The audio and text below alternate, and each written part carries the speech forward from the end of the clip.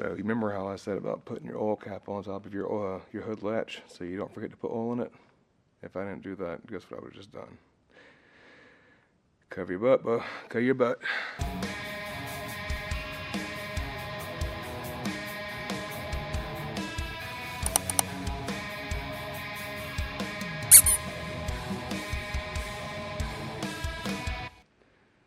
How's my hair look?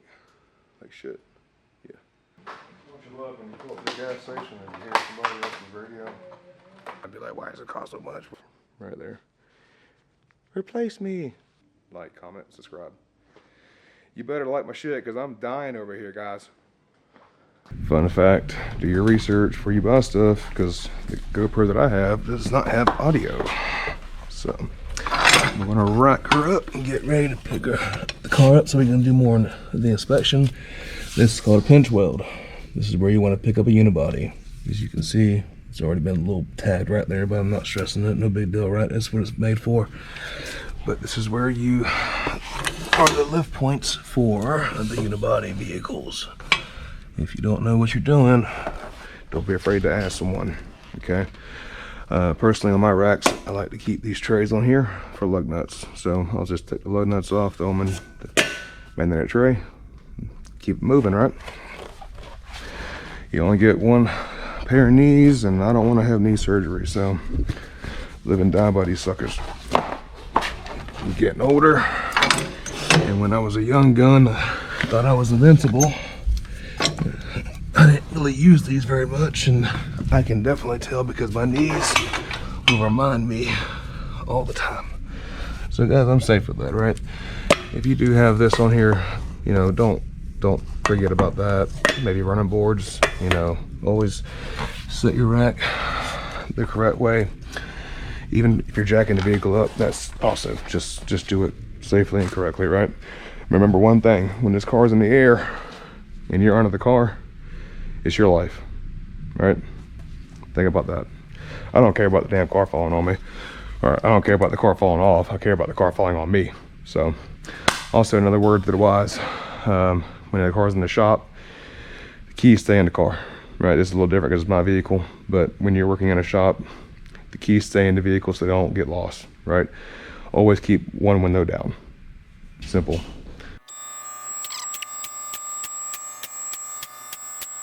Check, mic 1, 2. All right, guys.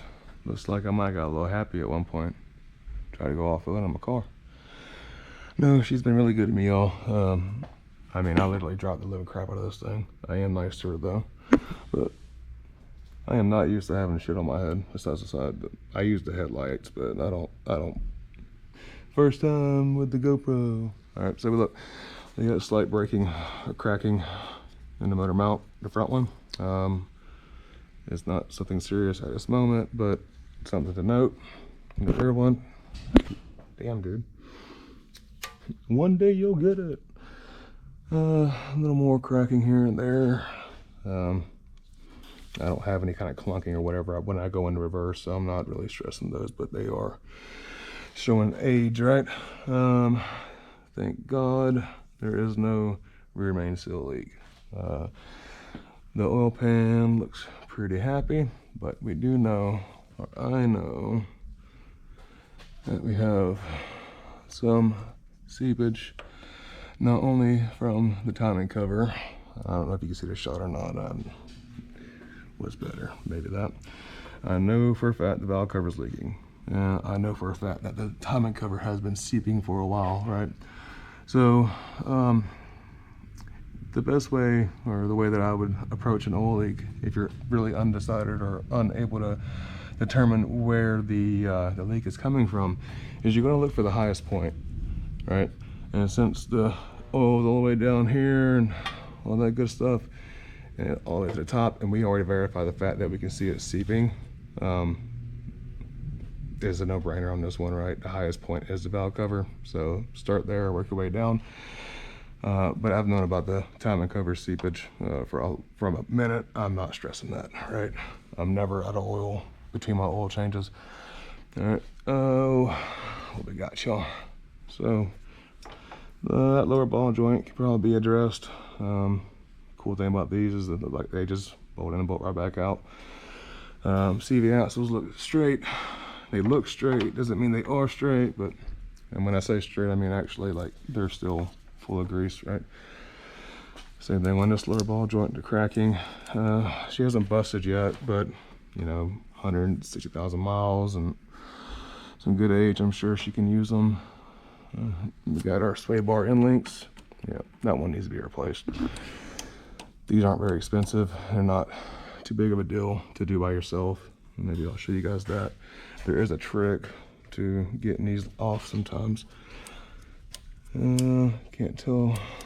Usually you can, they give you a little insert where you can fit an Allen key or something like that so you can hold it in place. If not, you'll have to grab the crap out of this with some channel locks or whatnot to hold her steady. But sometimes with an impact you get lucky.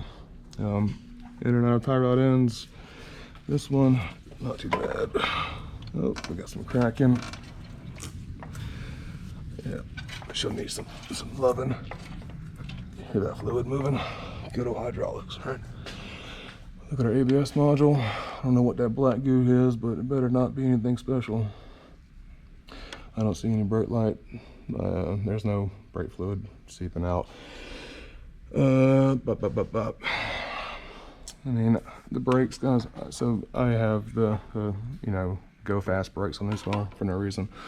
But if you look in between here, there's about 5 millimeters, 6 millimeter of that inner board pad. Over here, we got about, probably about 6 or 5, maybe a little more, a little less, but still plenty of life on that. And a lot of times when you do brake inspections, you need to pull the wheel off if you can't tell for real, but if you look in there, I mean, that's 7 millimeters all day. All day. I'm happy with that. I'm okay. I feel safe enough to stop. We'll look at this one too. Yep, 7. That one might even be 8. But yeah, we're good to go on that. Side note, if you are having uneven wear in your brakes, it's going to be because uneven wear between your inner pad and your outer pad. That's going to be because of these slide pins on this float and caliper design. They're not hanging up. I'm not stressing it. We'll take care of that when it's time for that. Yeah, definitely need the outer sway bar end links for the front.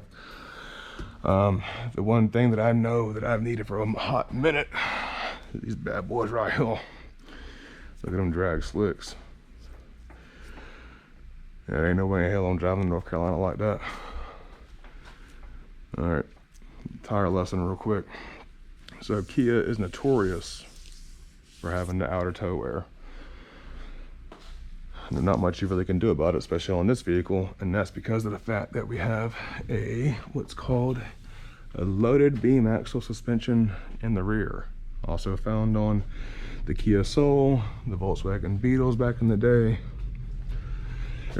I'm not shimming my hubs to correct a little bit of toe wear. I mean, as you see, this tire is pretty much worn evenly, besides the slight feathering and the, you know, excessive wear for that.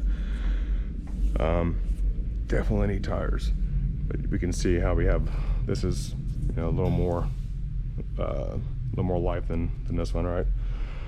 So there's tires in there for it. I already bought those. I knew I needed them. Just looking and hitting shit with my camera. That's a little strange why it has that little gooky shit in there. I don't know what that is, but cool, it's not pink, and that sure as hell ain't a head gasket. I'm gonna look and see. Here, while we're in the front, so you can't always go off of this, right? But you want to give her a good shake up and down, and we're looking for wheel bearing play, and then inner tie rod, outer tie rod at play, right? I'm okay with that. I don't have any funky noises. And what you're doing is you're actually trying to just, I mean, she's still super tight, right? That's what she said. Up and down. Yeah, we're good with that. Not even worried about it. A lot of times what goes unmissed or unaddressed would be these bushings in the cross member. If you start getting clunks and stuff and you're going over speed bumps and railroad tracks, look there. And noises are just as bad. Noise complaints are just as bad as doing tires. But look at the exhaust system. Our hanger is pretty good. You know, I don't have any kind of exhaust leaks. I'm happy with it. No loose shields. Nothing making crazy noises. Like I said, I don't beat on this car. I just overload the living crap out of it with tools and drive it. But I mean, hell, I ain't mad about it. So definitely, I think this thing's been seeping since I got her. But we're looking at the actual rubbers. We'll end up replacing these pretty soon.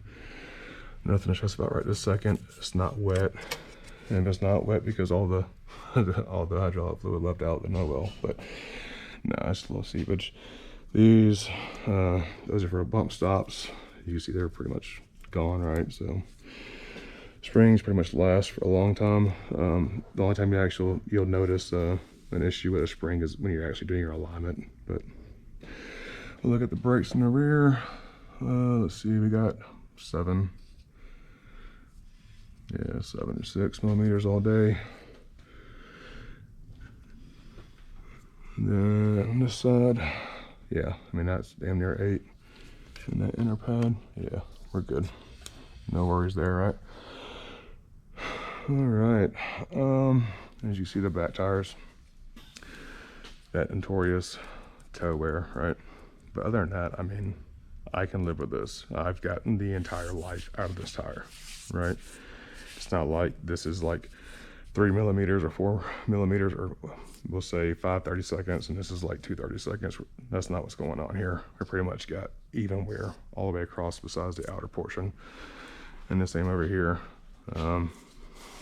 Yeah, I got the goodie out of these guys. Oh yeah. Same thing, the little whatever. I'm not worried about it. You'd hear the damn, you would hear the bearing noise, or I would. As a mechanic technician, you will get very good at listening to certain things. But yeah, so these tires outside, which means the other part is the inside. Need to pay attention to that if you're putting tires on. Okay, aspect ratio 205, 55, 16. Pair of Kumos. This is probably the third pair of Kumos. I got another pair in there. I mean, what more do you want from a tire? I don't remember the mileage I put on, or the mileage was when I put the tires on the first time, but I mean, what more do you want? I mean, they all wore super evenly, and to be honest, I haven't done a lot with this vehicle since I had it at Toyota 6 years ago. So I'm happy with it. Definitely going to change those tires out before the trip. We found a few things that we're going to address. Number one is going to be those tires. Tires are number one priority, and that's when it comes to anything, right? It sucks to have to buy them. They're not cheap, unless you have a smaller car. They're pretty affordable then, especially when you're the one putting them on by yourself too, and you're not paying the disposal fee and whatever else they charge you for. Read the invoice, you'll see what it is. I'm not a tire shop, but they are one of the biggest overlooked safety hazards there is. They're gonna, the more these tires wear out, your stopping distance is going to increase. God forbid a panic stop and your ABS is like, having a bad day and it doesn't kick in, traction control fouls out, whatever. I mean, anything can happen. You hit so standing water on one side, bad idea. I crashed my 06 Rally Art because of some bad tires, right? That's before I knew. But I'm not going to bore you guys with doing tires. I hate doing tires. I do them all damn day. I'm going to get them knocked out, go home, shower, get out of this hot ass shop. I said I wasn't going to do it, but I'm going to do it.